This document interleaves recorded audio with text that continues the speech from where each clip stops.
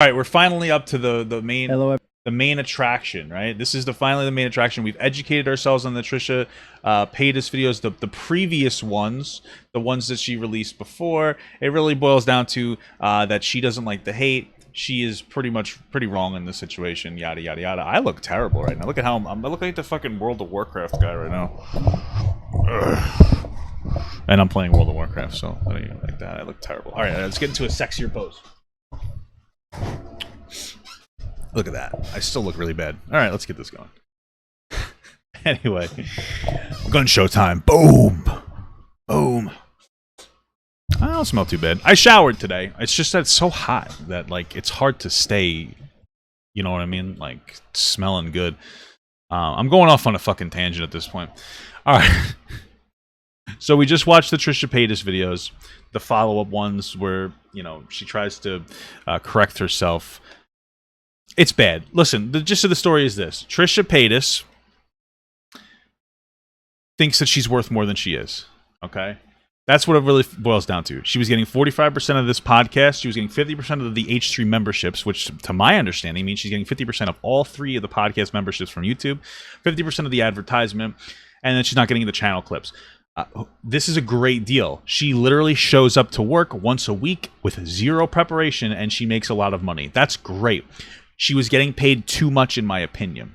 H3, what he brings with him is he is also another star of the show, just like she is, but he also has developed his own production company to the point where his podcasts do about 1 million views outside of Frenemies. 1 million views. Her podcasts that she used to do would pull in about 150,000 views.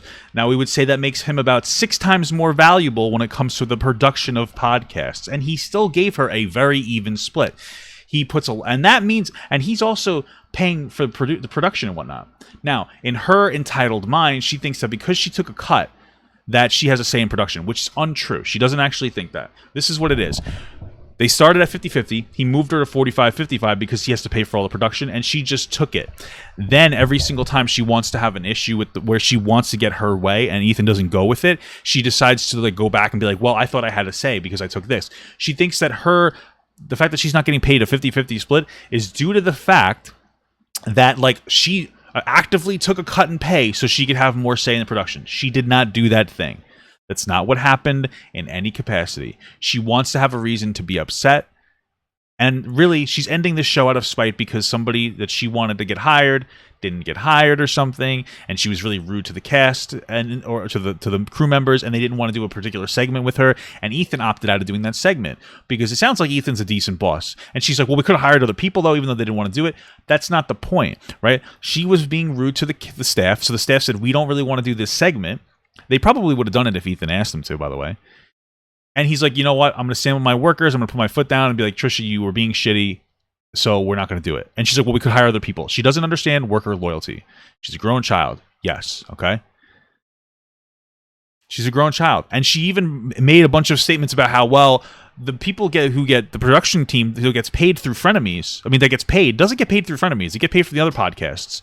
So for whatever reason, she feels like that means that they shouldn't have a say or he shouldn't get extra money for that. Makes literally no conceivable fucking sense. It is an entitlement complex 101 that Trisha is pushing. Her other video was full of I'm sorries for getting hate, not I'm sorries for doing things that would get me hated. There's a disconnect from reality. And she even brings up that she constantly goes through the cycle of being canceled and coming back. And yet she thinks that her perspective is that she's doing things that get her hate rather than she's doing things that get her to, like, deserved hate. She doesn't understand that she's doing bad things. She just thinks that people are perceiving them wrong, which is why she put out like an hour's worth of content before this video, an hour plus worth of content, trying to effectively get you to believe her perspective. That's very simple. She's kind of an entitled, shitty person. And this is something that's so very easy to get through. She could literally be like, you know what? I'm sorry. And it makes sense that she overreacted in the moment. But once you come out of the moment, you can go, okay, I fucked up in these ways, but I also didn't like these particular things. But she's not doing that. And you want to know what the saddest part about it, and I don't really like Trisha, but this is true, is that without this podcast, she's going to spiral out of control. And I don't want to see that happen because I would prefer to not see her get to a point where she ends up taking her herself. You know what I'm saying? Because she's a person. This grounded her very well. I think this was the first like real job that she's ever gotten. It would have been nice if she had kept it up. She could have walked away for like, she could have just been like, I don't want to do next week's episode because I need a little bit of time to just chill. That would have been fine. Anyway, with all that being said, let's get into Ethan's response from this situation. Everybody, not a typical episode, obviously. I just wanted to come out here and kind of address everything going on with the frenemies. Obviously, you know, there's a lot I want to say about it, and a point where I'm just gonna start from the top. Like, first of all, I'm gonna say about Trish, like the whole breakup is that, like, Trish has been saying a lot of things publicly, which has put me in a tough spot. Because on one hand, obviously I want to respect her, you know, well-being, but at the same time, it's like she's kind of tied my arms because she's saying a lot of things publicly that I feel I need to make some corrections on. And just, you know, to speak up for myself. Somebody can say like a real job, she only works like 2 hours a week. Yes, I understand. Well, I meant more of the structure. Like that's why I think I air quoted it. If not, it was my fault. This is a real job. This is a job with actual structure for her where she has to deal with people that she doesn't like. That's what jobs are about. Jobs are about being forced into situations with people that you don't like fully understand and understanding how to deal with them. That's the most humbling experience from working in the real world is working with people that don't align with you and learning how to interact with people that don't agree with you on everything or don't have the same perspective as you. That's what I meant. And very clearly that's something that's happening because she has issues with the cast. And I want to do this in a way that's respectful to her because my intention is not to like burn the bridge or to blast or anything like that. I just want to give people what I think is a fair account of everything that's happened. And so I say with peace and love that, you know, as a friend, I have come to love and appreciate Trisha, you know, as a partner. I think she's one of the funniest people I've ever known, one of the most talented people, you know, one of the most dynamic and entertaining people I've ever known. And so creating frenemies with her is going to be one of the all-time highlights for me. It's been such an amazing ride. I've learned and grown from it so much on a personal level from her and from you guys, the audience. Obviously, there's a lot of new people that have come for the show. And I feel like I've become a better person for this experience. And so I want to make sure that everything I say now is under the lens of like appreciation and love for Trisha and not at all trying to burn a bridge, but more just trying to, you know, defend myself or correct or set the record straight in some ways because, you know, it's like with Trisha, she puts me in these tough situations where it's like I'm losing no matter what. She can say whatever she wants, you know, which she puts out publicly. And then, you know, if I just sit and take it, everything's distorted. And if I say anything, then I'm the bad guy for, you know. It's interesting because I'm not sure if I wholly agree with that because he's generally more grounded in reality. What I will say, though, is that it doesn't damage Trisha's position to lie because she's a known liar. And so, but an emotional response from Ethan would be perceived or could very well be perceived negatively because he's expected to be grounded in reality, if that makes sense. Coming after or something, which is not my intention at all. This, just for the record, is not, you know. So listen, I don't know what more humanly I could have done to prevent this from happening. Like, I don't know what humanly more I could have done. I feel like I have tried to accommodate her in every possible, conceivable way. Yeah, you know, to make this as comfortable, as equitable. I've been as fair as possible in terms of like money, creatively and stuff. She disagrees with that. So there's some things that I guess I want to correct. And, you know, since we're not doing this show, she's going to put stuff out there, and we're not sitting next to each other for me to be able to say, like, well, no, this is what actually happened. Now she keeps going on about how there's creative differences with her and the crew. That was something she keeps talking about. And so the day after we shot, after we had like broken up, we had a conversation for the first time ever about her wanting to hire new staff that she would look for and hire to work on Frenemies. That was the first time we had ever discussed that. And after talking it out with her, I agreed. I said, okay, we can, you know what? Again, because I just want to make everything smooth and manageable. We had this big blowout. We talked the evening afterwards. I said, you know what? Let's hire a producer. You tell me who you want to hire, and I'll hire him. And he can work on some of the more complex ideas that you have, because she has ideas like, oh, let's do ribbon dancing. And it's like, okay, well, that's a fun idea. I agree. It's a cool idea. But like actually executing it, finding the spot, filming it, the logistics of getting all the equipment there, everything, you know, is the hard part that we do. So it's like, yeah, I have an idea to go to the moon. Okay. I mean, yeah, it's a cool idea, but like you have to figure it out. You know, that's the hard part. So I guess she said, okay, I want a producer. I said, okay, so I guess at this point in the story, she wants a particular she wants a particular producer, but we also have to understand that that producer needs to be able to pull off complicated shit. So Trisha's ideas seem to be very costly rather. I'm going to say cost effective, is untrue. She wanted to do like pretty extravagant things that would be very expensive, and so they would have to figure out the logistics of it, like, you know, where is it at? What time can we go? Do we need to rent the space? What do we need to do for this, that, and the other thing? Which is bizarre because he was going to invest in that, and he was going to pay for that out of really his pocket. You know what? It's a good. I don't even hate the idea. Let's get a producer who's going to work with you to produce your ideas. I love it. So I agreed, you know, and I said, let's just chill out for a few days, let things cool. I'm down to hire this producer.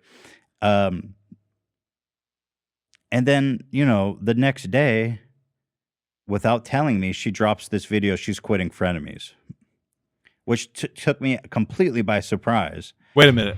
Wait. Okay, so what happened is they had this blowout, and he agreed to give her what she wanted, and she still decided to leave. That's insane. Wait, so we weren't even getting the whole story. I thought he was just like, yeah, fuck you. You don't have any good ideas. We're not going to hire anyone. From what he's saying, after they had the blowout, he apparently agreed to hire her person. And she still left. Which means it is now an objective truth that it was never about the money or the hiring. Well, it was about the money. That she just wanted a reason to be upset, and she wanted to just hurt Ethan because she got upset. Crazy stuff. I was honestly, I don't know, from a business partner. He could be lying. You're right. I was going to be really mean to you. Bro, he could be lying. You're right. Anybody could be lying about a lot of things. Here's what I do know. Trisha has consistently lied about everything.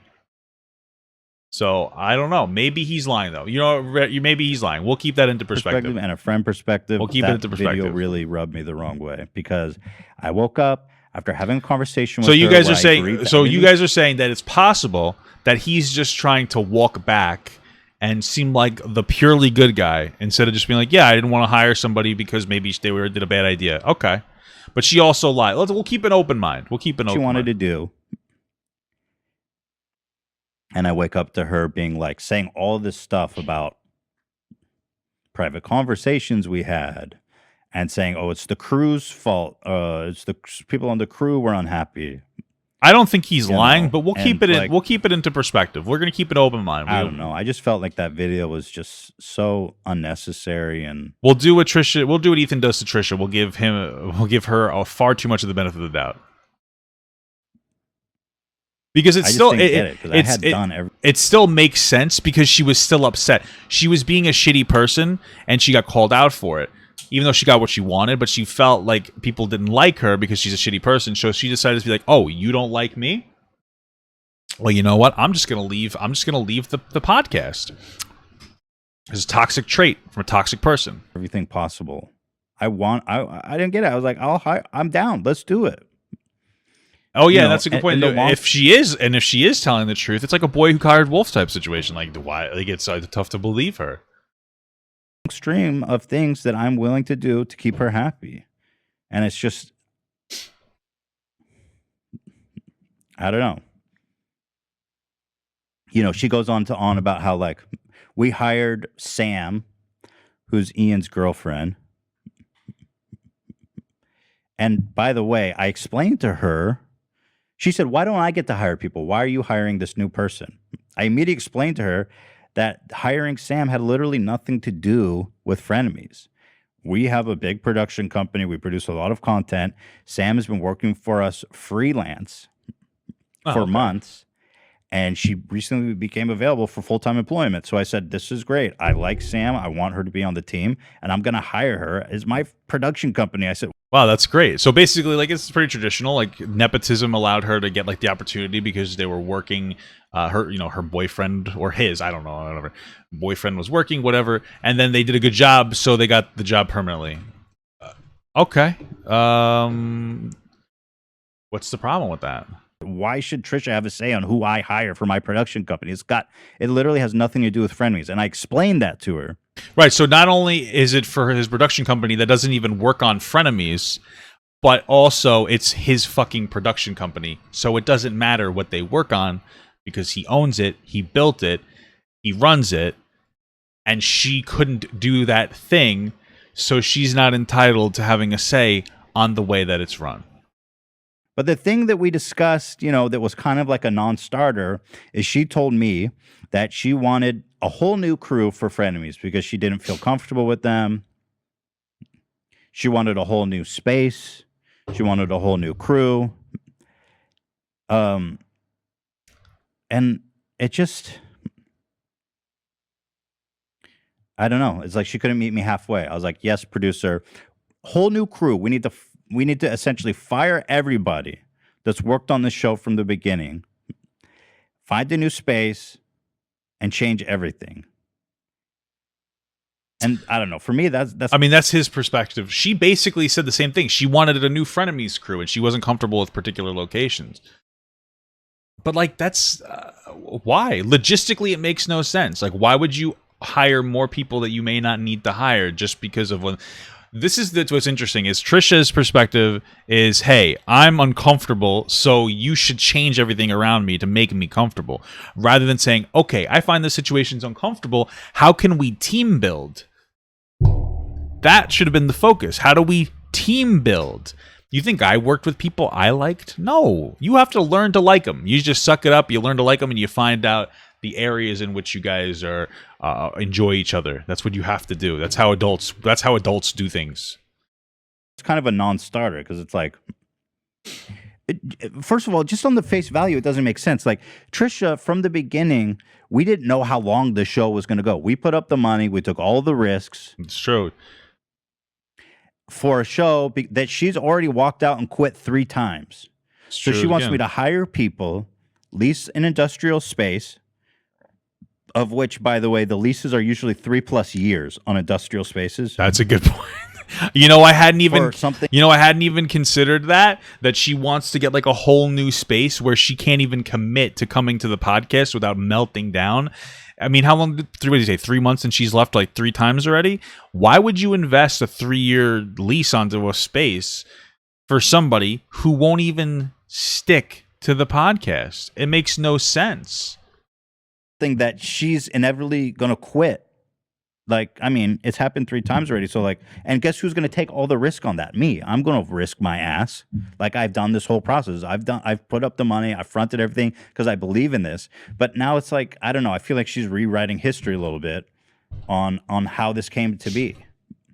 But again, the logistics don't make sense. I can't go hire people and get an industrial space and buy equipment for something that's like so uncertain. True. I mean, it doesn't make sense. You're just gonna mess with these people's lives waste all my time and money? It doesn't make any sense. So for me, besides the crew being extremely capable, extremely hardworking, they've busted their asses every week to put on the best show possible. Every Sunday night and the week preceding, we're working. It's the weekend, and we're working on Sunday to put the show together. That's true. They get it up in the day. It is disrespectful and demeaning to them to be like, we need to get rid of all of them and hire new people. So that's where it centralizes around. That's what she did wrong. That's what offended the crew. That makes perfect sense to me. Right? She suggested that they should just get a whole new crew. And then she even said interesting words about how like there was something, I forget exactly what she said, but she's like, yeah, we get a new crew. They don't really do anything. Or I forget exactly what she said, so don't quote me exactly. But it was like a little disparaging, and it would frustrate me as an employee as well. You have to understand, these are people who work, and they've dedicated their lives to doing this particular type of work. So of course they would get upset. The people who have worked their asses off to make this show possible. Because at the end of the day, when me and Trisha don't talk all week and Sunday comes around, it's my responsibility and the crew's responsibility, therefore, to put on a show that's actually going to work. Yeah. Because it's not my thing to just show up and not have a plan. And so there's so many weeks where we don't talk in between the podcasts, and it falls to me and the crew to make sure that there's a show. That makes perfect sense to me. What he's basically saying is Trisha's flaky. She doesn't really care about the podcast. She probably just like pushes herself through it and doesn't really give a fuck about it or really value it. So she doesn't really contribute. But then she'll have these impulsive, like insane ideas of doing like fucking skydiving or something. And then she's expected to be like, well, that's my idea. We should do it. But it's a fucking podcast. Like that's like a special event you would do for Christmas or something. That's insane. She just has no concept of the cost of the energy and the effort that goes into things like this at all. Plan, a structure with resources, with everything cited and prepared for me. You know what I mean? Everything takes work. Nothing is easy. Yeah, she doesn't come up. She does. It's like it's the difference between like she thinks that she contributes because she comes up with an idea, but it's not like a well thought out idea. It's the difference between saying like, hey, what if we sold hamburgers, and saying like, okay, well, if we could sell hamburgers, but look, I found like the place that we could sell these hamburgers at. I figured out a price point. I figured out the cost of the particular goods and services. No, she's saying I want to do this thing, and then leaving it onto Ethan and whoever he hires or whatever to actually satisfy the requirements to get that thing implemented. It's crazy how overvalued she is. Like she overvalues herself in an insane amount. It's fucking ballistic to me. It looks easy to her, like we don't do anything, but everything takes a lot of work. We work a lot all the time, and these guys don't deserve to be like, we need to fire. I want to fire all of them and get rid of them, hire a new. It's like, okay, well, that's a non-starter for me. Yeah, for multiple reasons. I think that like I know a lot of people dislike Ethan in general because he changed his content. He gets a little bit SJW-ish, but at the end of the day, like we have to respect the fact that like this is a boss who very clearly respects his workers. Like there are some things that like different people have different values. One of the things that I value more than like political ideology is the way that you treat the people around you. And he seems to, despite the fact that he has a tremendous amount of power over them as their boss, he treats them very well to the point where he'll set boundaries on a person that like obviously like that could very easily just up and leave because he wants his workers to remain respected. So you know, yeah, because they're human. This is where maybe I fucked up. Okay, is that I was talking to the crew like Trisha wants to. I was like, listen, Trisha wants to hire a new crew. I was just being transparent with them. I was like, Trisha wants to hire a new crew. Yeah, that, you know what? I respect him for taking accountability Obviously, for that. That wasn't something I was going to commit to, but I mean, that's something you probably shouldn't say. Yeah, no, you know, you shouldn't say that. It's her fault for saying it in the first place, but you should know better. But then again, it's like, how awful was that thing that he said? He's like, oh yeah, I'm going to be honest with you. You shouldn't have. Sometimes you need to not be honest with your workers. But yeah, he's taking accountability for things that like Trisha would gaslight the fuck out of you over. Like Trisha's perspective on doing something like there are things that she did that were worse, and she's still maintaining innocence on it. I was just like, I don't know what to do about this because this seems like it's not going to go anywhere. When the crew found out she wanted to fire them all, they were there. First of all, they've always been down to go work and do the shoot as scheduled. They are good, loyal, hardworking employees that are down to get the job done no matter what. I had done a temperature check, like, how do you guys feel about going to do this? Because there was just people like, the vibe was like, Trisha wants to fire you guys and hire new people to do frenemies. And also, do you want to go meet with her and shoot tomorrow? And so obviously they were like, well, it's a little awkward, right? But of course I'm willing to do it. And so I made the executive decision as their boss, trying to foster a healthy work environment, that let's just not do the shoot tomorrow, bearing everything that's happened, and take a few days to chill off. That's fair. That's completely reasonable. Wait, so this makes perfect sense. Okay, so when we were watching the Trisha stuff, we've speculated on so many. The interpretation of Trisha was terrible, so they were still willing to do it because it's their job, which I would too if I was the employee as well. Right? You value your job first, and then he's like, you know what? Let's be good. Let's take it easy. Let me take a financial loss. Let me exclusively and solely take my own financial loss by not attending this event that we paid for already, for better worker relations. That's what you need to do. Wait, there's. This, like, from the perspective of somebody who used to work for shitty bosses, like, these are the things that we would ask, that we would value. These are the things that we would generally value. So I don't see an issue with any of this. And so, and she took offense to that. In the context of that conversation, I think Trisha understandably came to take the meaning like, oh, they're on strike. That wasn't the case. They were always down to shoot it. And I made the decision to not shoot immediately after taking a temp check and after everything that happened.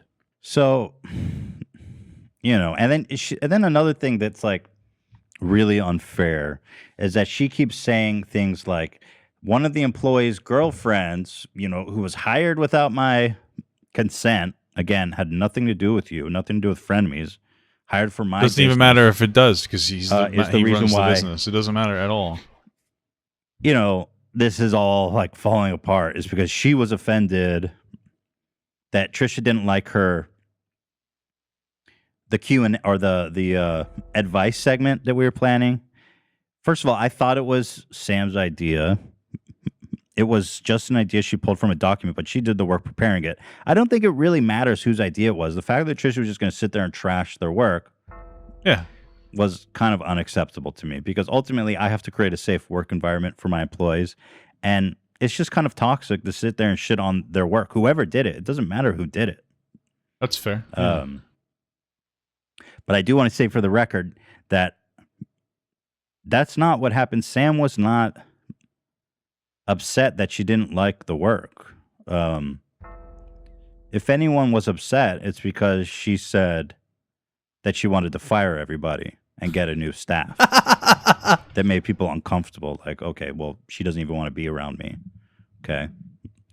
But the thing is, she keeps harping that in all of her videos, to the point where not only is Sam now getting shit on her like social medias, people have gone. I don't know. Here's what I know. I know that could potentially even be a lawsuit. So one of the things that my mom used to be a manager for White Castle. She was like pretty high up.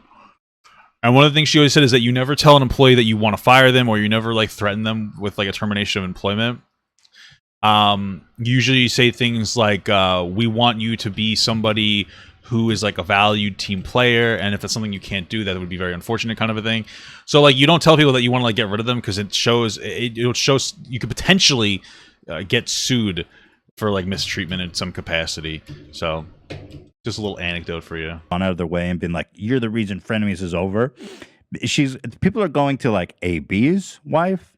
People are going to Dan's girlfriend and just like random spit firing shit at them with the chance that that's the person Trisha was talking about.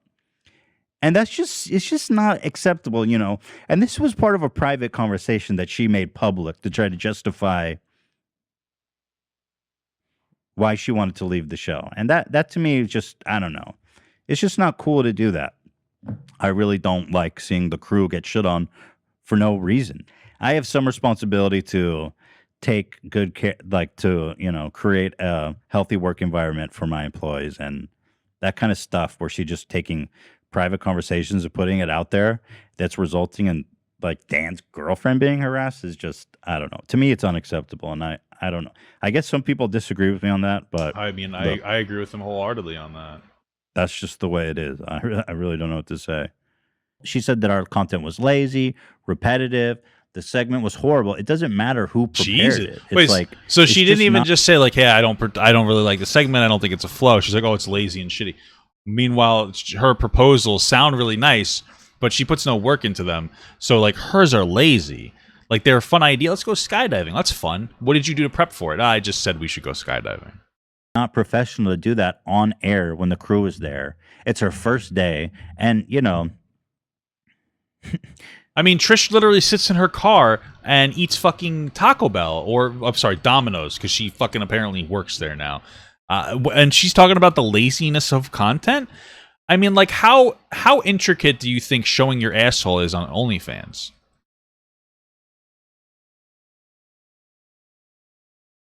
Not very. I could do it. Now, ironically, you know, Sam is a huge fan of Trisha. She's the one that like built the Steamies award for her and bedazzled it and made the crazy little Peeps Rolls Royce. Like Sam loves Trisha, and Trisha has no appreciation for this person whatsoever, which shows you that Trisha doesn't even have appreciation for her own fans. She doesn't even care about her own fans. Isn't that crazy? I mean, I'm not really that crazy. I mean, I expected it 100%. So, and it was just I don't know. It just wasn't cool that she's gonna shit on her work on her first day, and so I agree. She's been a trooper. She's getting shit, and she was never mad. I think when I was talking to Trisha, I said that I told her Sam's not upset. It was just the whole thing is stupid. You guys, I don't know. Just stop. Just stop fucking sending hate. Like the crew did nothing wrong. I misunderstood the situation. I told Trisha that people were upset that she didn't like the segment. Okay, I take the blame for that. The reason they were upset that I misunderstood. Well, okay. I mean, like, but Trisha could have just dealt with it like an adult. It's weird that like there has to be this like tippy-toeing around Trisha and her outbursts and her like inability to be reasonable and like having to cater to her in such a specific way. It's crazy. It's just insane to me. Understood is it's as if Trisha has no agency in the situation. It's fucking insane. Wanted to fire them all. They were always willing to do their job. Period. They have done nothing wrong. It's gotten to the point where I'm just not speaking my mind anymore. I mean, the whole premise of the show is that we have this openness with each other, and it's gotten to the point where I'm processing like, oh, if I say this, she's gonna walk out. Which is exactly I mean, it is true. It's kind of true because I remember one of my criticisms of the show was originally like Ethan would call her on her shit, and then he kind of stopped. He stopped really fact checking her. He stopped calling her on her shit a lot. It was one of the things that turned me away from the show because it wasn't really honest anymore. It just felt like it was a redemption arc for Trisha, which now, from what he says, is more like he just didn't want it to end. So he would like cater to her, which is like not the right thing to do, but it's an understandable thing. But I think that like as good as it may have been financially, it's not really a good look when you just basically lie. Exactly what happened. Yeah, after that guy who died in my game. Well, he did too much damage. He wasn't really aware of the threat meters. That's not my fucking problem. Then I got feared like 4 times. So. But for me, it's like, okay, everything's fair game. She could say anything she wants. She called my wife like the C word. Yeah. She called me, she said the most horrible things. She said, I'm a terrible parent. Bro, I keep saying it. That was something that really bothered me too. Like as a little bit more of a traditional guy, I respect you new age people, but I'm a little more traditional. That fucking enraged me when she said that. She said that she called you a bitch, a cunt, and said that they were bad parents because they left their kid with a nanny while they went to work. And like, I am very family oriented. I would have went fucking ballistic. And I did lose a bit of respect for Ethan when he didn't go ballistic or really even seem to set a public standard. Now maybe they settled in private, I don't know. Point being, like, that's that's another thing. Like it feels like Ethan was rolling over on his values to keep Trisha around, and like that's not a good thing. That's not. A terrible meanwhile, her mom records her and her sister rolling around in the mud so that people can jerk off to it on OnlyFans. And it's like, what? Who's the worst parent? Somebody who hires a nanny to take care of them while they go to work and take care of the kid financially, or the person who has their mom and sister take part in porn with them? I'm feeling like the stronger indicator of a bad parent is the one who does porn with their sister and their mom. And for me, it's like, okay. And I understand again that she has mental health. She has mental like health issues, but at the end of the day, it's just not. I don't feel like it's fair. It's not. This is one of the things you guys have to understand, because you have to understand that like it's always something that needs to be brought up for context when somebody has like a particular mental issue. But the most person-centric thing that you can do, right? And what that means, like person-centric, which means like the best way to treat somebody like a person rather than like their disability, is to acknowledge that they can be shitty people. People with disabilities can be shitty people. That is the most person-centric, least ableist thing that you could ever think, because they can be. All right, you can excuse some behavior or understand it, which Trisha's gotten plenty of that. But at the end of the day, constant intentional crossing of boundaries is unacceptable. And everything that Trisha has, there are other people with those same issues that do not act like selfish, entitled pieces of shit. Even though she has those issues, it's just, I can't be her emotional punching bag. Mm-hmm. And then the minute I speak up for myself, it turns into another like show-ending fight. It's just not a fair relationship. You know, I have mental illness problems too. Like that never. She doesn't seem to really give any credence to that. And I remember the time where like he talked about how he was doing drugs at one point. He told it to her in confidence, and she brought it up and weaponized it the second it was convenient. She like outed him for doing pills when he went to like Jerusalem or something. And he's like, "Oh, I told you that in confidence." Why? And she's like, "Well, you said I was crazy." And he's like, "Yeah, I was joking." And she was also being crazy. That was like one of the first episodes, and it's like, holy fuck, like that's literally emotionally abusive. That is emotional abuse. Like, you can get into public fights without dragging somebody for very serious things. Like, that's not something that you would ever do, even if you're in a fight. It's very toxic to do that, to take somebody's emotional issues like that and weaponize them to hurt that person when you get upset. Like, it's not like he said that, like, she's a fucking fundamentally terrible person, that whatever, and go on a tangent. He simply was like, oh, you're crazy, you know? And this person pulled, so we're already off to a good start. Like, I have depression. I'm medicated for that shit. 20 milligrams Lexapro every fucking day. My dick feels like a piece of wood. Like, I have no sensation in my penis. What the fuck? Side effect. And I'm fat, by the way. Also a side effect. You know. Well, I mean, as he's drinking like a sugary drink, you know. But that's not what we're here for. It's not what we're here for. I'm also Tourette's, fat. by the way, something that she continues to tokenize, which always makes me uncomfortable. I always ask her to stop doing that, insisting that everything I do is, oh, that's Tourette's, that's Tourette's. Yeah, that, I don't like it. And I can see how that gets annoying, because I have Tourette's as well. I have a lot of tics, and I always ask. It makes me very upset when my partners even acknowledge it. I just want to like pretend like it doesn't exist. And my tics have been particularly worse lately. You guys haven't really been seeing it too much, but like I've been doing like weird tics, and it's been very embarrassing. It's not something that I like to be brought up constantly. It's a very personal thing, because it's just like a calling out to like how different you are. It's frustrating. And my chat doesn't even say, like, once in a while I'll be like, oh, Papi, do you have Tourette's? Like, yeah, it's not a big deal if you guys ask. I don't give a shit. But for the most part, you know, it's annoying when it's constantly like used. It's annoying.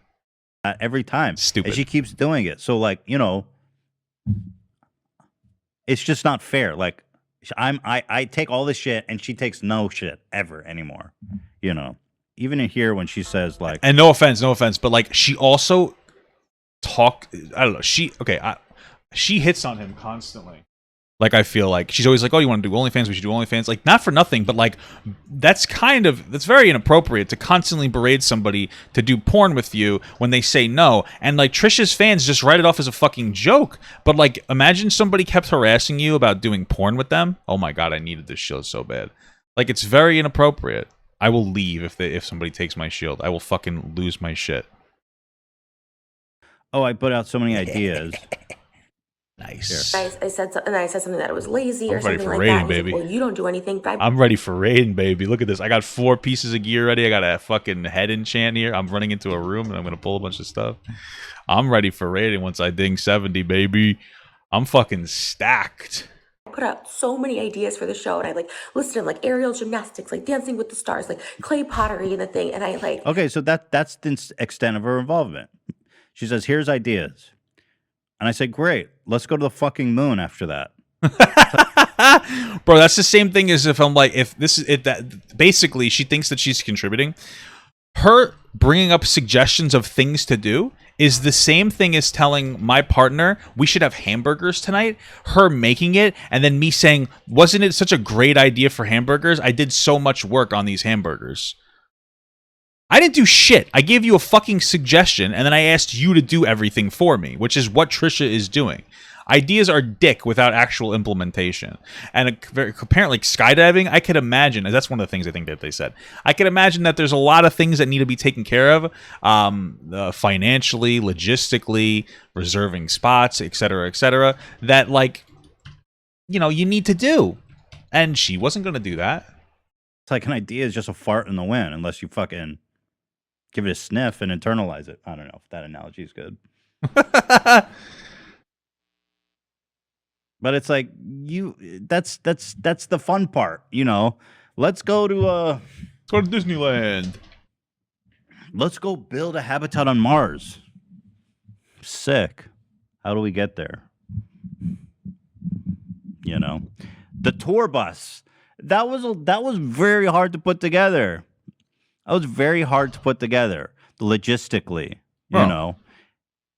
And she like tore it apart. She was very rude about it, saying that it was unprofessional. People didn't know what they were doing. It was just the cast girlfriend on the bus, this and that. It's like, yeah, it was the cast significant others and friends and family because you know what's the legal issue of trying to get a release from random people? Yeah, that makes sense too. Dude, she's this makes me like dislike her more and more. Like, she really is just so disconnected. She's such an entitled person.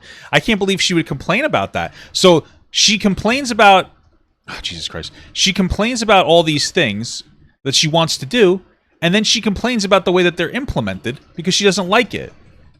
Like, she's ungrateful. That's fucking terrible. This is ridiculous. I mean, we'll put that on in like a week's time. And I thought it came out great, all things considered. And then for her, it's just never good enough. Like, it was shit. The sound was awful. The video was awful. It was super unprofessional. It's like, okay, not good enough. You know, and then here's another thing that was like super unfair is that the night after she posted, or the day of after she posted her I'm Leaving Frenemies video, I texted her, trying to be mature and handle it personally, like off the internet. I said, you know, I just want to be honest with you and say I felt it was really unfair how you put that video out. You know, after we worked to try to resolve this. And she ignores my text. Wait, and I believe what he's saying. Basically, what he's saying is like, okay, we had the blow up. I tried to fix things behind the scenes. And I compromised with her, even said that I'll hire some fucking idiot that you wanted me to hire. Excuse me, I'm sure the person's not an idiot. I can imagine, though, if you're friends with Trisha, you know, whatever. Sorry about that. I'll apologize to that. I think it was her sister. I'll apologize to that person. Anyway, that being said, she still decided to be withholding and pull this fucking power play because it's about hurting these people. It's not about like anything else. It's about hurting them more than anything else. The damage in here is fucking garbage. This healer and she posts another 20-minute video 30 minutes later that was in response to my text that was more like, oh, the crew's the reason why this happened, and sending even more hate to their fucking Instagrams. It's just like, it's like, dude, I'm a patient man, but I'm not like superhuman. I just was like, I'm reaching out to you to try to resolve this. And your response is to put out another 20-minute video about the situation. And once again, I'm in this impossible position where it's like she can say and do everything, put out all these videos, tweet DMs and private messaging shit, and I'm just supposed to sit here like a fucking like Gandhi. It's true. Or Siddhartha, Buddha, the great Buddha. I'm not the great Buddha. I am fat though. Well, the Buddha was skinny, so I don't even know where that comes from. You know. Let's see if I can pull this. Yeah. I don't know, dude. It's like she kept pushing me and pushing me. It's like I'm sitting here trying to be an adult and salvage the situation, and she keeps like pushing the situation into this possible unsalvageable situation to the point where, and it's like not only that, but now I'm being forced to sit here and make a video that I never wanted to make in response to all the stuff she put out there. And it's like, imagine how confusing it is, because she goes on the show and she says, oh, this questions is so dumb. It's lazy. It's crap. I hate it. I mean, the day before, she retweeted it unprompted. I did not even ask her. I told her about it. We went over the questions. She was happy about it. She liked it and retweeted it. I didn't ask her to do that. She did that unprompted. I want to just like read what that is.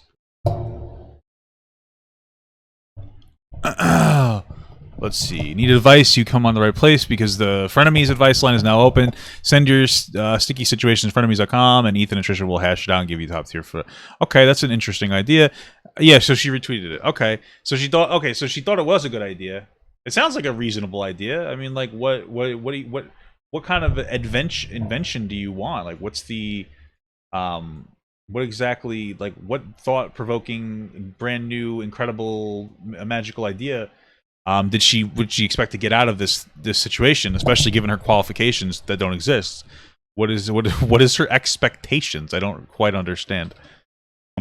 So now all of a sudden it's like this is the duality of Trisha that's just really, really difficult. We discussed it before we went live. I went over the segment with her. I showed her the questions that people had, and she liked it. She agreed. You know, it was a work in progress because we had just posted it and we had only a few questions to show from because Sam said there was like 2,000 emails to go through. And it was something people were excited about. The fans were excited about it. I thought it would be fun. And again, we went over it before the episode and she liked it. So it's not like I blindsided her and she was against it the whole time. That's just not true. She hates the Uncle Fester costume idea that we pick all the costumes. And like, here's her message about it when I pitched it to her, you know, originally. And I'm not, I know this is like a DM, but I do think it's important to illustrate the realness of like how difficult it is. What does this say? Costume idea, and then she sends a thing. I just made it bigger on my screen. I know it's like weird to you guys. Oh my god, that is one of my all-time favorite movies. Can we? I love her. Oh, okay, so she seems to be pretty on board with whatever they're doing here. Okay. Is to navigate this space with her because she putting out like how much she hated the costumes. It was my idea. She never wanted to do it. She doesn't even know the character. She says, I don't even know this character. I sent her this picture. I said, costume idea. She says, laugh my ass off. Oh my God. This is one of my all-time favorite movies. Can we? I love her. And we said, okay. And then Trisha went to her tailor, had the costumes made. And so how am I supposed to, how am I? It's like, I'm in this pot. She loves it. It's one of her favorite movies. And then she hates it. She doesn't even know who the character is. And it's all my idea. And, you know, fuck me for even making her do this. It's like, I don't understand. What am I supposed to do? That's what I mean. It's like, I can't humanly do more. She expects superhuman care. She expects, I'm not a superhuman. You know what I mean? I don't have like psychic abilities. Unfortunately. Well, I don't think that he needs to. It seems like she's incredibly, like she's bipolar, I think. So it's like she's impulsive. She's like, oh, I like this and I hate this. And then she's not aware of her behavior and she gets off of her medication constantly. And that's the thing, as somebody had mentioned, like she's always going off of her medication. And so you know that you have a particular issue and now you're actively not dealing with it by doing this. And you're creating more of a problem. So it's not even just that, it's not even the issue that she has a particular like mental disorder. It's that she's not even taking care of her mental disorder. That's like the bigger issue. I'm working in the constraints of a mortal mind. This is, and then she brings up this 5% cut thing where it's like, dude, it doesn't seem like that much to ask that I get a 5% cut to cover everything that I've spoken about. We pay for the set, we rent the space, we film it, we use our equipment, we employ the people, we edit it, we upload it, we post it, we get that sponsors, we develop the concepts, we work all week to prep the segments, we pay for the insurance, we do the accounting and the payroll. I send her a fully itemized report every month of literally everything and how the expenses break down and her cut. And the fact that she would even accuse me. Why? That's so unnecessary. See, we talked about how she's getting too much money. That's too much transparency, in my opinion. Why does she need to know the itemization of how much things cost? That's honestly none of her fucking business. The fact that he does that is going far beyond what he would need to do in general. I mean, maybe your best argument for Trisha is that by Ethan going far above and beyond what is generally acceptable when it comes to interacting with an employee, maybe that gave her the inappropriate idea that she actually has like a more of a say than she should. Because like I wouldn't do that. Like when you start telling people how much what the money is and everything, that's none of their fucking business. So I mean, I might actually give like a little bit of. I mean, like this is obviously treating Trisha like a child, but I would give Trisha or Ethan like a little bit. Like that's probably the worst thing that he did this whole time was like be financially transparent about this when she's just an employee. It doesn't matter how much money they're making. Of not being transparent is honestly very hurtful because I've gone so far out of my way to be as transparent as possible. It could be because Trisha H3 doesn't want Trisha to say that the money is not going to the show. Yeah, no, I know that, but like what I'm saying, like it's none of her fucking business. So that would have been a boundary to set at the beginning. Is like, hey, oh, what do we spend money on? It's none of your fucking business. Like I run the show, you know. So it's possible that like he wasn't setting a reasonable boundary. And maybe, like, it's possible that he wasn't setting a reasonable boundary with her as far as what is and isn't appropriate for her to know and understand, and that gave her this like inflated idea of herself that she like matters more than she actually does. It's entirely possible. Show her literally everything. I have our Wouldn't it be fair because it shows Trisha how much? No, it wouldn't be fair. Like, it doesn't matter. If you wanted to show her how much money that they made per episode, that's fine. But he's saying that he gave her an itemized breakdown of everything. That's something you really should not be doing. It's an employee. She doesn't need to know the financial aspect of the... What the fuck is this bullshit you're giving me? I guess I gotta use it now. Preparing a monthly report, itemizing literally everything. We pay for all of that. We do all of that. We work on Sundays to prep the show. And she's complaining that 5%, she's apparently like, I want to say and how that 5% is spent.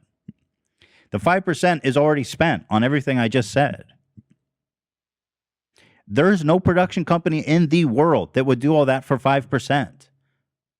More like 50% or even more. The 5% is a family rate. It's literally nothing. It's true. Like 50% was pretty in line with what I was talking about before. Like she should be getting maybe a third of everything, not even close to half. And I wouldn't even say everything. It might not even be covering our costs, to be honest with you.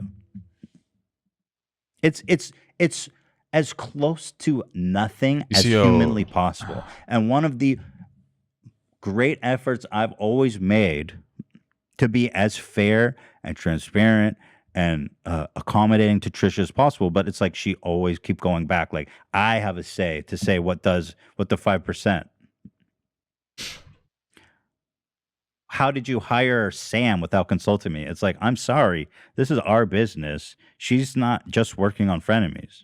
Why do I need to consult you who I hire for my business?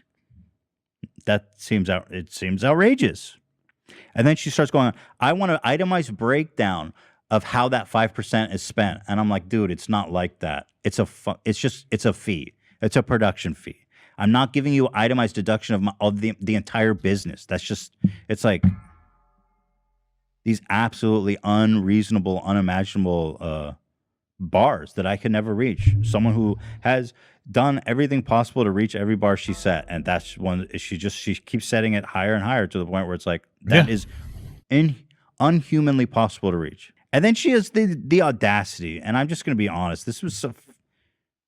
She starts tweeting out our DMs, and this is just not acceptable behavior. And listen, I know she's like I appreciate the mental health concerns that she has, but like there's only so much that I can tolerate as a result of that. And she starts tweeting out our private messages talking about the show. This was a message before the show ever was made. We had not even made one episode. It was all theoretical. Let's see. Would you be okay with 55-45? I think the other stuff might not add up to enough. How about 60-40 LOL? JK, that must be Ethan. Oh, that must be her. I just thinking about it a little more. Oh my god, I like so Jewy. Who the fuck is who? Oh, that must be her message. So she said Jewy. I don't care, that's fine. I was thinking I want to hook the crew up a little for the extra work. LMAO, it's fine, no less. How about 44.9%?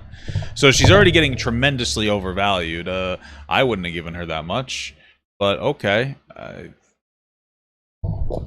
Hey, I want to have a look at how he says in here. I want to hook the crew up a little more for the extra work. Do you see how insane this is? He's like, hey, I'd like to pay the crew more. And she's like, oh, I guess that's okay.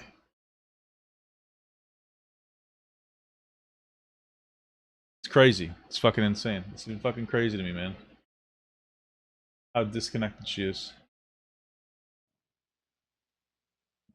I said, I think I need 55-45 to cover the cost of production. I would have just went with 60-40. And she showed a screenshot of her saying, I'm being Jewy, by the way. Yeah, that's literally, she's literally, do you see how she does this shit? Like, honestly, so she puts up a screenshot of her calling him Jewy, which is anti-Semitic. She constantly harasses him to do OnlyFans with her. That's inappropriate. That's sexual harassment. And people forgive it all the time. She literally utilizes her relationship with Ethan to harass the fuck out of him, being bigoted and far too sexually suggestive. She's a bad person through and through. It's true. People don't want to look at it like that, but when you constantly ask somebody to do fucking OnlyFans with you, when they say no, you constantly harass them into doing fucking porn with you, and then you call things Jewy to like a fucking ethnic and practicing Jewish person. Like, that's incredibly anti-Semitic. And people don't look at it like that because Trisha's a fucking meme. But at the end of the day, Trisha's a true bigot that's just not called on her shit because nobody has any real expectations of her at all. But they should, because she's kind of shitty. Yeah, and she's constantly fetishizing Jewish people. She's fucked up. Why did she post this? Why did she post this? She posted a screenshot of herself calling me Jewy for wanting 5% to cover the massiveness of this production. Yeah. And again, it's like she can say whatever she wants about my being Jewish. She can make all the stereotypes, do everything she wants, and I can't ever fucking say shit. The minute I say anything to her, then it's like show's canceled. You know, it's just not an equitable relationship. No, not at all. And then here's another thing, you know. We bought a whole new studio that we're in right now. She says on one hand she doesn't want to come to my house and she feels uncomfortable. So we bought this studio. She says she doesn't want to come all the way to downtown LA, or she says she has trauma about downtown LA. She doesn't want to be here, whatever. I'll be honest with you guys. She knew from, okay, whatever. Without getting into he said, she said, I was under the impression that this was understood, that we were going to be moving to LA eventually. I mean, when we started the podcast, it was in the basement, and the basement was always temporary. We owned this building by the time, yeah, we already, what? Yeah, it was just because of COVID. We were in the basement. We had already owned this building. It was always the plan to move down here. But then she says, I'm not moving. I'm not doing the show downtown LA. So she starts to get like, okay, if you guys don't do it here, you guys need to stay at the house. And so I said, we had a little back and forth, but ultimately I was, again, trying to appease and do everything humanly possible to make this work for Trisha. We spent $30,000 buying all new equipment, cameras, switching board, audio equipment, microphones, everything, so that we can continue to do it at the house for her. And she keeps bringing up this like, well, you get 5%, so you like. Wait, that's insane. So this is fucking crazy. So they were originally not going to do it at the house. They had always planned to change it from the house, but like because of COVID, they had to stay there. So then they picked an area, and she even like wanted to leave the house as well because she didn't feel comfortable going over there. So they picked a place. They bought it before like everything was going crazy. She had to have known about that. There's no way that she didn't. I just generally don't believe that. There's no way that commonsensically she didn't know it. And then she's like, no, I don't like that. So they decided to invest into making the basement more appeasing to her. Dude, she is such a worthless fucking person. It's so terrible. Like, I hope to God that after this whole thing, people despise this fucking person because she is such a bad person. She's so bad. She weaponizes she weaponizes her mental disorders to get clout. She weaponizes other people's mental disorders to get clout. She sexually harasses the fuck out of Ethan constantly. She makes anti-Semitic jokes constantly. Or not even jokes. She makes a ton of anti-Semitic comments constantly. She's always being such a bad person so consistently. And like nobody gives a shit because they have such low expectations of who she is. It's fucking incredible. It's fucking incredible. What is that for? You need to be paying. And I said, okay, you know what? Let's keep the show going. Let's do it at the house. I'm going to spend another $30,000 on the already $50,000 I spent on the set. I don't complain about money. I don't give a fuck about it. I really don't. It's like, I don't know, dude. And so then we spend all that money on that shit, and then she's not comfortable going to the office, and now she's not comfortable going to the house because the crew's there. The merch issue is another way that just is super, super sad for me in the same way of how she just like wants to cut the whole crew loose. Because first of all, we fronted the money, we produced, designed, and made in its totality. Hila did. Hila, despite Trisha saying the meanest and rudest things about her, knowing that there was a chance that this show might not work out, made the risk, used her company's resources, and for Trisha to just like walk out. I mean, we have this merch release. Every penny I've made from Frenemies, by the way, if she wants to talk about money, is tied up in this merch that doesn't come out for another month. Mm-hmm. And I don't even know if we're going to sell. So it's like for all the complaining she does for money, she's the only one, as far as I'm concerned, that's actually making money from this thing. Because I've spent pretty much every fucking penny I've made from Frenemies into the show, on merch, into the own resources, buying more equipment for the fucking studio, building the set. It's like, it's so easy for her to complain. She shows up, she gets a guaranteed check every fucking month, and I'm putting all my money on the line, and now I have hundreds of thousands of dollars tied up in merch that I'm probably not going to be able to fucking sell, that my wife works super hard on, her staff works super hard on, and now it's like, tough luck, dude. Trisha got paid, and she's complaining about 5%. It blows my mind, and I'm upset about it. I am. I can't hide it. I'm just... Yeah, no, that's pretty fucked up. Trisha, that literally makes perfect sense. That most of the money that they were making off the show like was just being reinvested. She should have gotten a third. He should have never went forward without doing a third. It doesn't matter how much the show makes if there's no like profit at all. He didn't make any money from this. He was just reinvesting everything that he made to make her happy. She's such a bad person. Trisha is such a bad person, really. Like, Trisha is, like, it makes me mad because I didn't think I could hate her more. But after seeing how, like, difficult that she is to work with, and about, like, how entitled she is, and about how she effectively is, like, putting them in, like, a financial situation, which, like, they'll probably recover from because they have a lot of money. But still, like, it's not an appropriate thing to do. She's just, she is a fucking parasite on the people around her.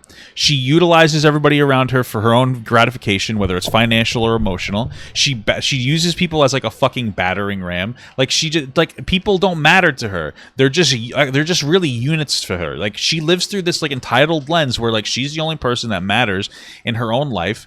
She doesn't give a fuck about anybody. She's a really bad person. Like she's a worse person than I think that anybody actually understood, myself included. And I was probably one of her like harshest critics. And I take pride in that. And she was worse than I thought. She's worthless. She's honestly a worthless person. Like, she's really shitty. I know this sounds horrible, but she called his wife a bitch, a cunt and a bitch, said that they were bad parents because they had a fucking babysitter. And like has absolutely no understanding of boundaries, bitches about money despite the fact that she's grossly overvalued, criticizes people for the work that they do when she puts in absolutely no work. Like what value does she have to anybody? She's a really bad person, and she's obnoxious, and she's entitled. And she doesn't care about anybody but herself. And she'd be like, no, I don't think that. Like, no, she doesn't, right? She's probably she might consider other people, but if it's an inconvenience to her life to put somebody else on the same level or above her, then she's simply not going to do it. Which is what's happening here. Instead of just being like, okay, I fucked up, I shouldn't be so fucking rude, her response is like, you're all shitty, and I'm going to do the thing I can do to hurt you by taking away the show. But you know what? This is probably better for Ethan that he cancels this show. It's probably much better for him that they cancel the show. Because he wasn't making any money off of it anyway. So, you know, it's one of those things where you're better off just moving on. And honestly, after this whole thing is over, this is it for Trisha. And that's the funniest thing that we could ever imagine. Because Trisha is going to become irrelevant after this. Nobody's going to care about this psychotic fuck after this is all over. Thank God. Damn. It's just not fair. It's really not. You know, and the release of this is July 8th. We were planning to do a photo shoot this Thursday. Something she insisted on doing. And we put it together with our resources. We were paying a photographer, someone to produce it. This is all money that we were paying upfront out of our pockets and never even thought to ask her for money because I don't give a shit, right? In 1 month's time, and she drops the I'm quitting frenemies video after me doing everything possible to resolve this with her privately. So, like, the nerve of her to complain about 5% when I'm literally not making a fucking penny at this point is just so disrespectful. It disregards all the hard work we do, not only on the crew, but now on my wife and all the people that worked on the merch. And it's like, okay, well, you know, fuck you. You know, it's just so ironic how she keeps bringing up money. It's like I'm the one that put my ass on the line every day. I never bring up money. I never complain about money. I never ask her to pay for anything. I'm so open-handed with her. I'm so transparent about everything. And now I'm the one that gets fucking stiffed with like an ungodly amount of merch that I have no idea how I'm going to sell. But you know, she gets her paycheck every month. On time, clockwork, reports, everything. There's hundreds of people on Twitter not even taking a peek at the situation and talking and hoping for Trisha and Ethan to make up and continue frenemies. Oh, she might stay relevant depending on people. Yeah, right. People aren't educating themselves in the situation.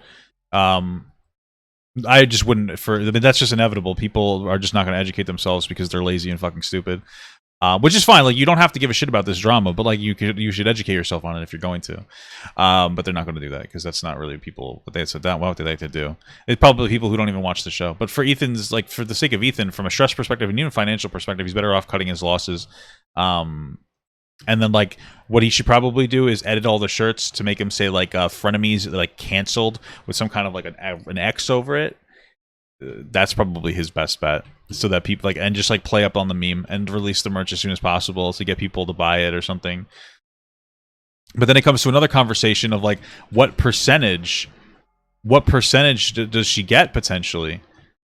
These people are not killing it. It's so annoying. Does she get a percentage of that merch even though she walked away? I would imagine since she walked away that the deal's over now. So yeah. And listen, I'm just gonna say this.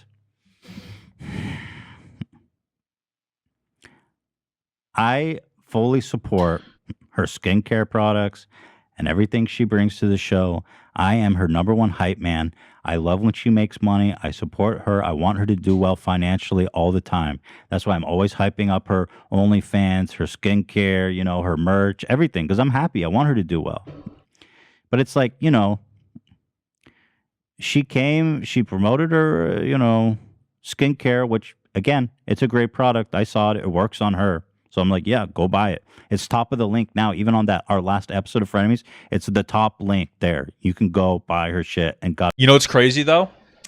Yeah, like that's, you know what's crazy is that my understanding is she's working with somebody, and I mentioned this before, but she's working with somebody else. It's their skincare, and like she's taking a 50-50 cut of that person, despite the fact that they made it, and she's just advertising it, and now she just basically destroyed her entire platform. That would make the deal equitable to take a 50-50 loss, despite the fact that she shouldn't have gotten anywhere near that amount. And now she killed this, which was like the whole selling point for the entire thing, because it's like, oh, I'm on Frenemies, like I'm popular, blah blah. She quit that, so now it's not even an equitable relationship with this person. She's a fucking parasite. This is what she does, dude. This is just what she does. God bless her for it. You know, but it's like, it's easy for her to quit Frenemies after she got this huge plug for her shit and go make a video saying, I'm quitting Frenemies with, you know, like 10 mid-rolls. Yeah. And then complain about, like, I want 5% for production costs. It's just not fair. It's just, I don't know what she wants from me. It's just not fair. It's just it's so not fair. I agree. You know, she's got all the security of getting that check, of promoting her shit, and I'm stuck with all the fucking bills. And 5% is like something that she just can't let go, ever. She should have been getting like 30%. If that seems far more reasonable to me. I mean, honestly, Ethan should have just never done this with her without getting like a reasonable deal. Like it was, you know, it's not his fault, but like it's his fault for making the situation not profitable to cater to her, because this whole scenario benefited her far more than it benefited him. 100%. At best, you could say that his other podcasts are doing better now that Frenemies was going on, because it pulled a lot of attention and people started to like Ethan, and like he got the kind of advertisement campaign of pulling in some of her audience, which might maintain to some extent. So maybe long term he'll actually have like a reasonable, like a positive, because people might be more encouraged to watch his podcast.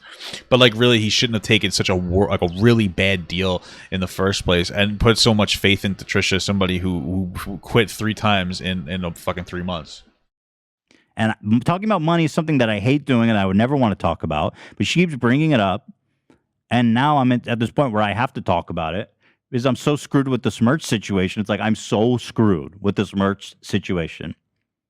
Thousands of pieces of shit that I don't think anyone's going to care about, honestly, come next month.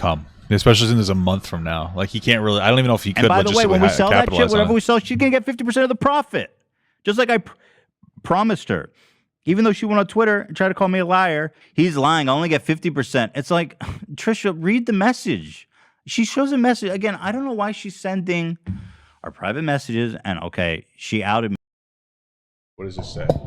We're splitting the 30%, which is typically our profit margin. Okay.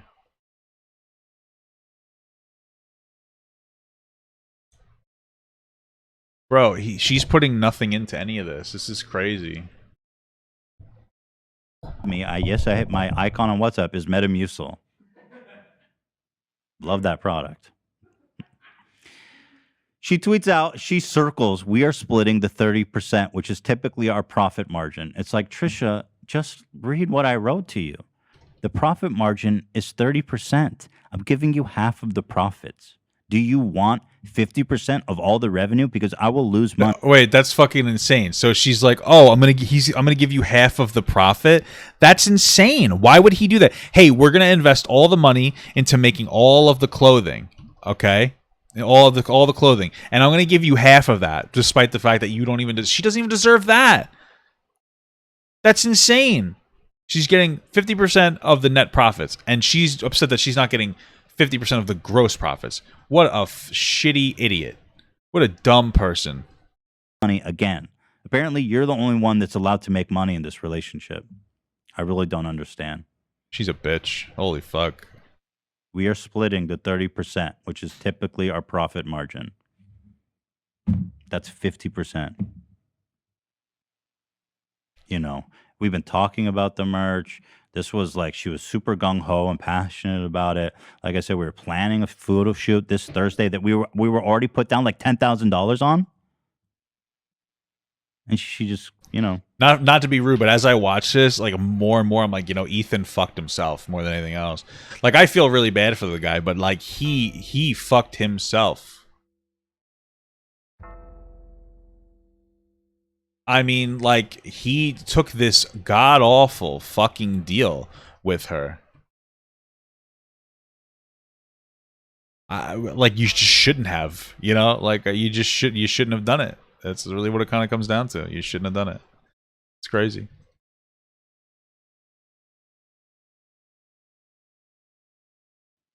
Fuck that, right? Spent. She didn't put a penny down on that shit. Yeah, he should have done a contract. Like, this was like, you know, and by the way, it is really her fault, but like I feel a little less bad just because like he really should. If she was gonna take too much from this engagement, then he shouldn't have put himself in the engagement. Honestly, I know it might be like harsh, but like you have to worry about yourself more than anything else, and like it's clear that he didn't exactly do that. Our business profit margins is not public information. Like, there's no reason for her to put out what our profit margin, and that's just not public information. I just don't understand why she's doing that. You know, and then a whole big part of her thing was that we don't ask for her input on anything that she, like, and that's just again very upsetting and very untrue. You guys remember back in the beginning of the show, she was complaining on the show that I was texting her too much, asking her too many questions, and wanting to involve her too much in the show. She told me not to bother her. You guys remember that? That's in the show. Like, from the beginning, I've tried to include her and give her as much control and input as she could possibly ever want. And she tells me, don't text me so much. It's like, okay, that's nice for you, but we have, like, on Sunday night, she goes, don't text me past like 9 or 8 or whatever it is. It's like, nice for you. We're all up preparing for the show. So don't fucking complain that you don't have control and that we don't care about your input when you're basically literally telling me to fuck off because you don't want to deal with this. It's like the responsibility has to fall to someone, me, obviously, and the crew to put on a watchable show. So it's Sunday night. She's saying, don't text me. It's like, okay, let's do this, guys. And then meanwhile, she's got the chutzpah to come out here and say, they don't ask me for my input. It's just unwinnable. It's unwinnable situation. I mean, we've gone out of our way in every imaginable way to make her feel welcome, accommodated, listened to, appreciated to. I mean, and you know,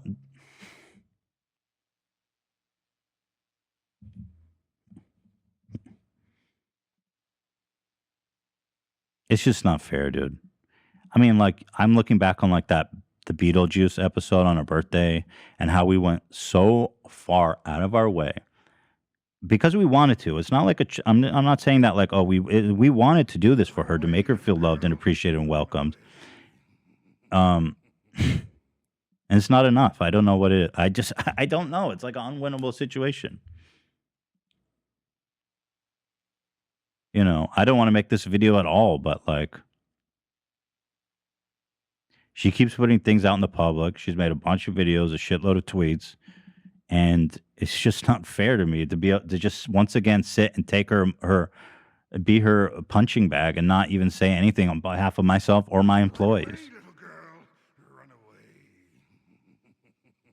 You know, in the end, the truth is that I'm very grateful for the experience we've had with Frenemies and all the learning and growing and developing and the amazing growth that our channel's seen as the result of that show.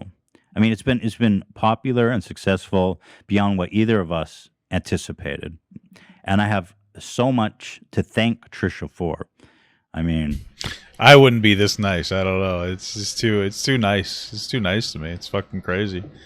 I would have been like, what the fuck? You know? It's crazy, dude. It's insane to me. And this isn't like, I'm not trying to like cut her out of my life. This is not I me would. trying to say I'm not I'm not ending things on bad terms with Trisha. I mean, she's my family at this point. She's marrying my brother-in-law. This is not like, I'm not by any means trying to like cut her out of my life, okay? I cherish her as a friend, as a talent, as an entertainer, as a comedian. I think you know, the world of her in that regard. But, you know, as a partner, it's just, you know, after doing everything possible to make this work and then being shit on the crew and me and the Teddy Fresh and disrespected everybody like as a partner, as a business partner, and then putting out videos and tweets and stuff, it's like, I don't know. I feel like I owe it to myself and to the crew to explain things as I see them, at least, because we're not sitting together to have this conversation. She put out her side, so, you know, it's just fair for me to put out my side. I owe it to myself now and to everybody, Teddy Fresh, and to the crew who worked on all this stuff that's just getting, like, you know, dropped. I do love Trisha as a friend, and I do want the best for her. What? This is crazy to me. You love her as a friend, dude. This is like, for me, like excommunication 101 here. Like, this is it. I don't know why you would want to put yourself through effectively constant abuse from somebody. It doesn't really make a lot of sense to me. I would be like, yeah, no, this is it forever. And I'm sure she's gonna bounce back and do great. She's probably like not. Freaking, you know, Phoenix, rise from the ashes, always will. No, I don't think that she is. I think this is it. This is it for her. This is not me saying like cancel Trisha. This is not me saying anything like that. Because look, we're all. I'm not mad at her. I don't blame her. I mean, this has been a frustrating experience, but like ultimately, I understand why who she is, and I'm willing to forgive and forget always when it comes to her. But there's certain things that are. That's why that's a problem. You shouldn't be that way with her. That's a fucking issue, because you're setting a very poor boundary at this point. Public domain now that she put out there that I feel like, you know, I need to give my 2 cents on. So with that being said, that's really all I have to say about this. And don't be sad. What's the saying? Don't be sad it's over. Just be happy it happened. Is that a thing? That's the thing, right? Yeah, I guess. Don't be sad. Sure. I think Shakespeare said that. Shout out to your boy. Okay. That's so stupid. I'm very grateful for the experience, for everybody that's been here. I know it's meant so much to you guys.